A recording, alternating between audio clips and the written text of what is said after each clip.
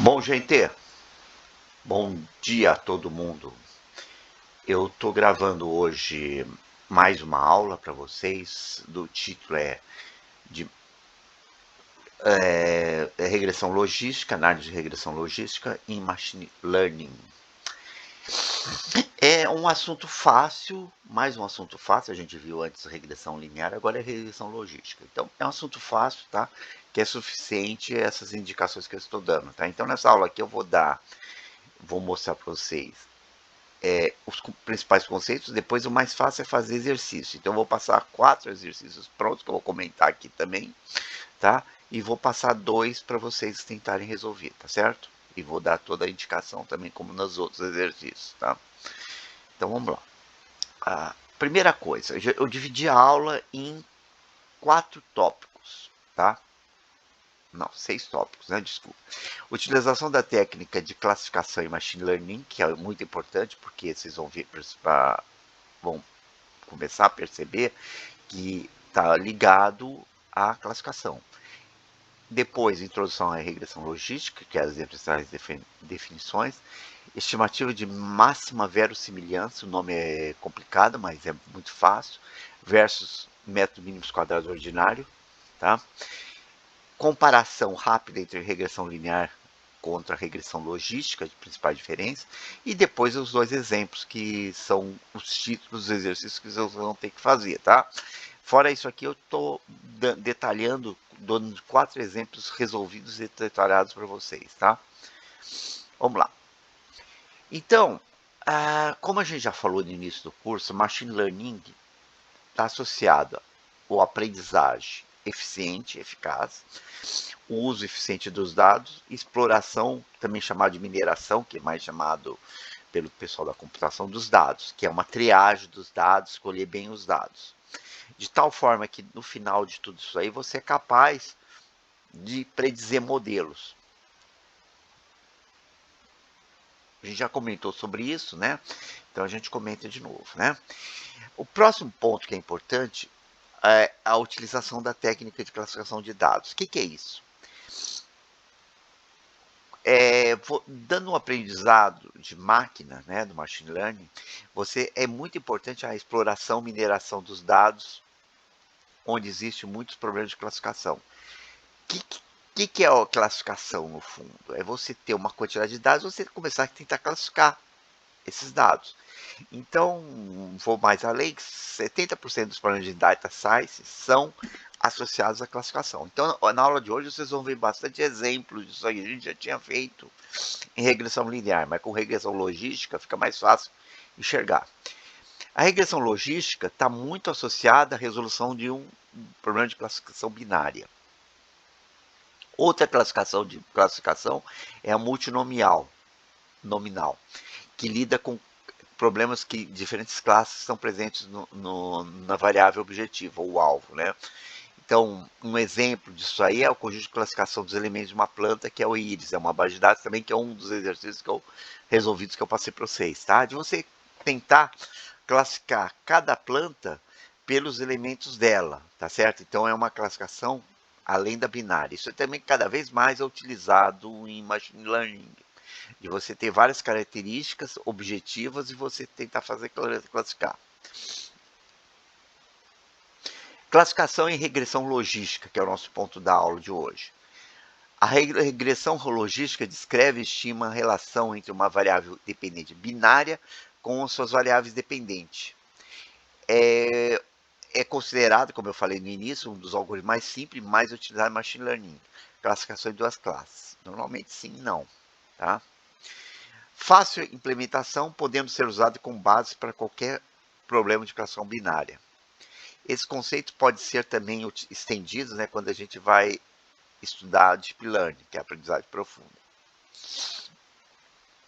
O próximo ponto é a introdução à regressão logística. Vamos lá, vamos ao que interessa.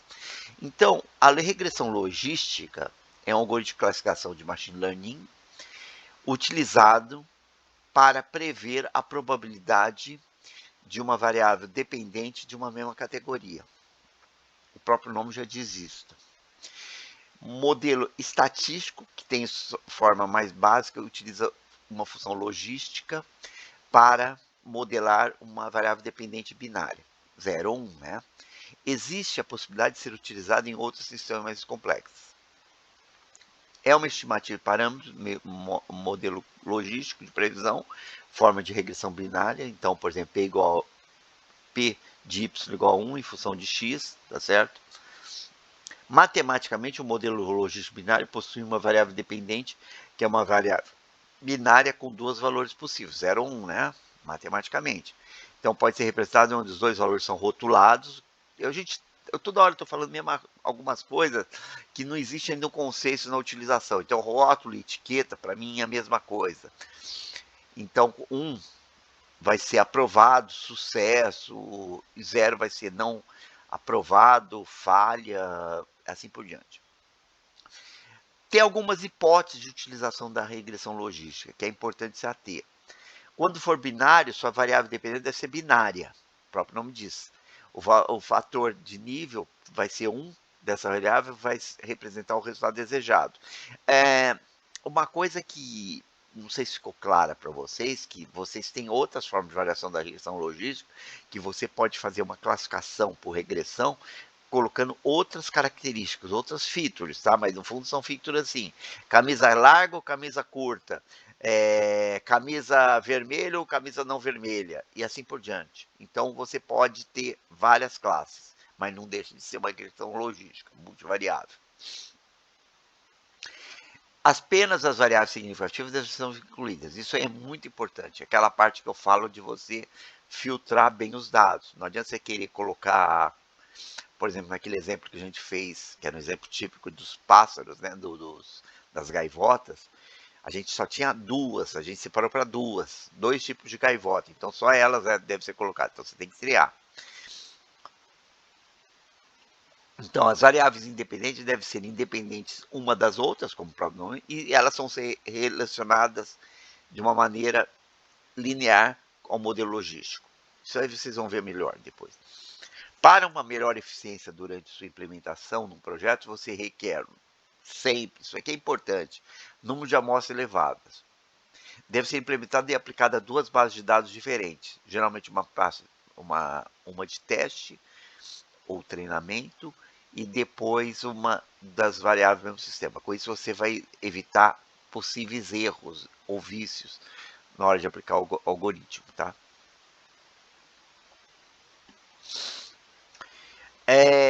Os passos para uma regressão logística. Eu sempre gosto, não sei se vocês perceberam aqui no curso, de mostrar bem os passos. E eu espero que os exercícios que vocês resolvam sigam uma rotina desse jeito, porque no fundo essas sequências são importantes, tá? Então, primeira coisa das minhas recomendações, importar bibliotecas em Python, tá? Depois, leitura do dataset, que normalmente eu forneço, ou eu dou um endereço net na internet para vocês pegarem esses dados, tá? E fazer uma pré-visualização. A pré-visualização, como eu falei anteriormente, é muito importante para vocês filtrar um pouco dos dados. Depois vocês vão fazer o quê? A exploração desses dados, seleção de informações no banco de dados, porcentagem de valores nulos, e visualização com valores nulos inconsistentes, e tratamento dos dados. Tentar eliminar tudo que é valor nulo, porque isso aí é perda de tempo, tá? Aí vocês vão criar um novo dataset, que é a etapa 4, utilizando as colunas consideradas mais relevantes para a aplicação de uma regressão linear simples para os dados e eliminação das colunas de um valor de dado e conversão do banco de dados. Quando eu falei aqui em regressão linear, pensa em regressão logística, tá? Representação e visualização gráfica de dados é o mesmo procedimento, por isso que eu escrevi aqui, eu copiei igual, tá? Aí vocês vão usar uma técnica que chama Smolt, que eu vou explicar daqui a pouquinho. Eliminação das características recursivas, tudo isso é importante. Isso aí que difere um pouco da regressão linear, porque você vai fazer uma triagem muito maior para você ter um melhor resultado. Aí você implementa o modelo de regressão logística, modelo logístico, faz o ajuste e no final vocês fazem uma predição e faz uma análise da precisão do método. E no final você faz uma curva que é a curva de medida para você ver a eficiência do método. Então são isso aqui que todos os exercícios resolvidos eu fiz obedecer essa sequência. Então vamos lá. Um ponto que é importante aqui é falar em estimativa máxima verossimilhança versus modelo em mínimos quadrados. Qual que é a diferença?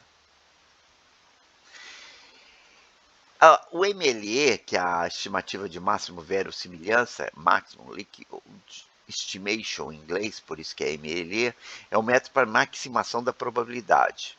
Tá? Então isso aqui é interessante porque você vai melhorar a tua probabilidade. E o método mínimos quadrado é a aproximação, minimiza a distância do erro. O 1 é mais usado nos mínimos quadrados, tá? Em estatística, tá? Quando a gente tem uma reta, quando tem uma regressão linear, o outro começa a ser mais o MLE, começa a ser muito usado em regressão logística, tá? Porque você tem variáveis lógicas. Sob o ponto de vista estatístico, a MLE define os parâmetros de média e variância para determinar valores paramétricos específicos de um determinado modelo. Então, esse conjunto de parâmetros pode ser utilizado para a predição de dados necessários a uma distribuição normal. E o LS, vocês já viram isso aí, são calculados adicionando uma linha de regressão em determinados pontos de dados que tem a soma dos mínimos dos desvios quadráticos, é o mínimo quadrado. Esses dois métodos são utilizados para estimar os parâmetros de um modelo de regressão. O MLE assume a função de cálculo probabilístico, conjunto, média e variância, e o outro de mínima distância estocástica. E não requer nenhuma hipótese estocástica, né? O LS, ou mínimos quadrados, é lógico, o outro é estocástico, para a minimização da distância. Vamos lá, continuemos. Regressão linear versus regressão logística. É muito interessante fazer essa comparação. Por quê? Porque para vocês entenderem bem a notícia. Então, por exemplo, numa regressão linear, a saída é contínua. A estimação utilizando o método mínimos quadrados ordinário, que eu falei para vocês. Então, por exemplo, uma linha de produção, preço de um imóvel numa região, preço de uma ação de mercado de valores, são exemplos típicos de regressão linear. Veja só, aqui está um exemplo do que é uma regressão linear mal proposta. Por quê? Porque você tem variáveis aqui, você simplesmente fazendo uma regressão linear, você vai ter uma reta passando por esses pontos.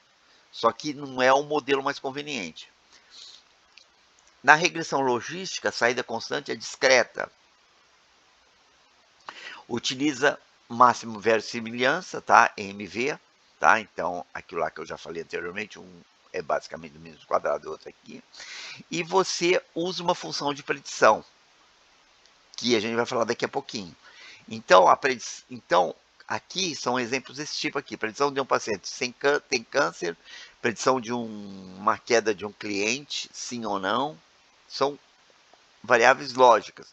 E aqui você consegue ter uma outra curva logística, que a gente vai definir. Aqui você usa basicamente uma reta. E aqui você vai usar uma função sigmoide, que a gente vai falar sigmoide, né? Que a gente vai falar daqui a pouquinho.